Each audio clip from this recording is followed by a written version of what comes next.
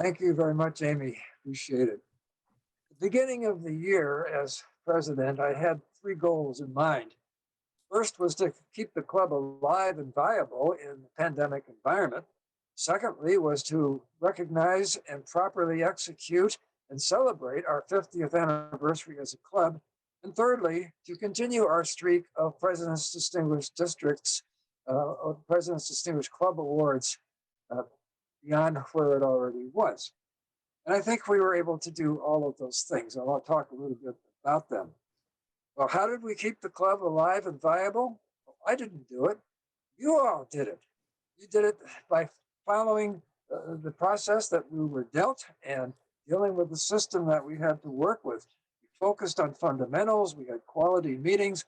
We kept things simple. We worked the program, and we did some exciting things. We had a backwards meeting, for example.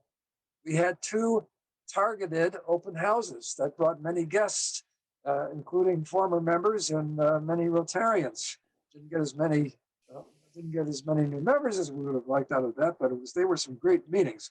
And then, of course, perhaps the most exciting thing we did all year was our 50th anniversary celebration.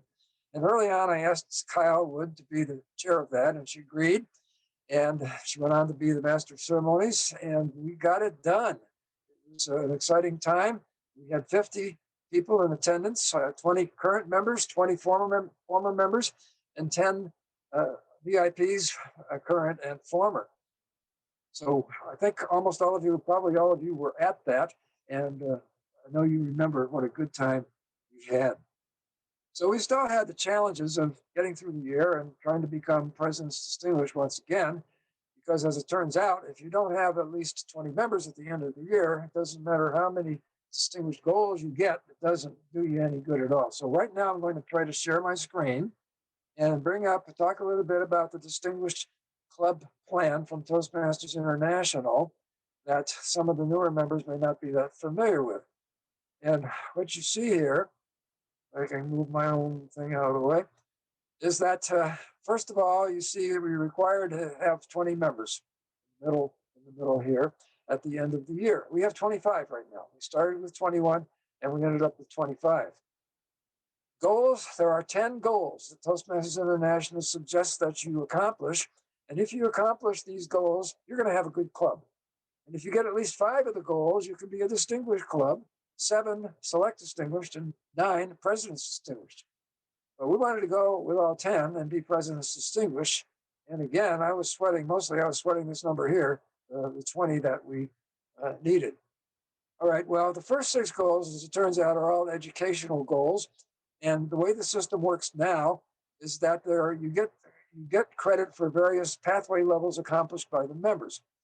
And they have to be a certain criteria. They have to be a certain division. It's just not all any old pathway level. There, like, you need 4 level 1 awards and so forth.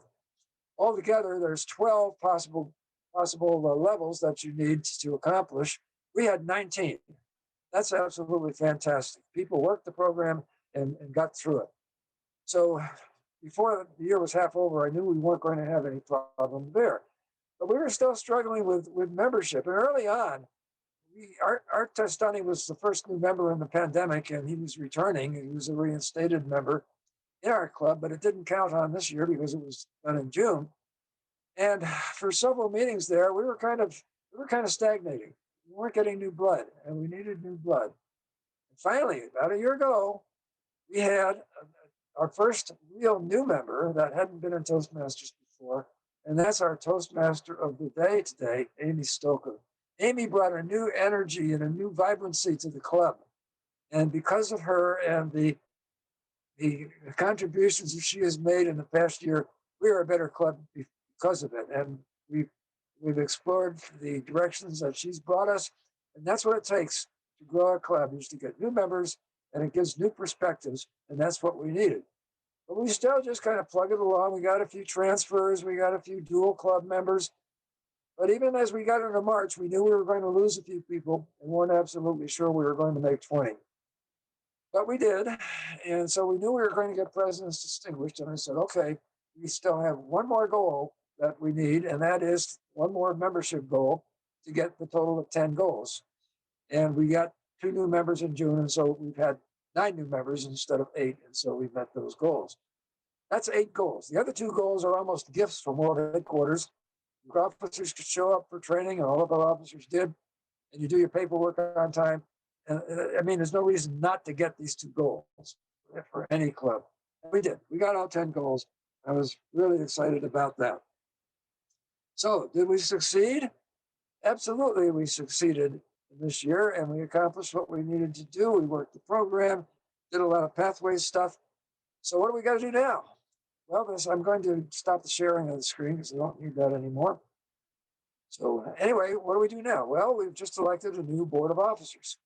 The current board has done a tremendous job in making sure that we have got everything done that we needed to do during the course of the year. Lara kept everybody on track. Art worked the membership issues and getting the new members.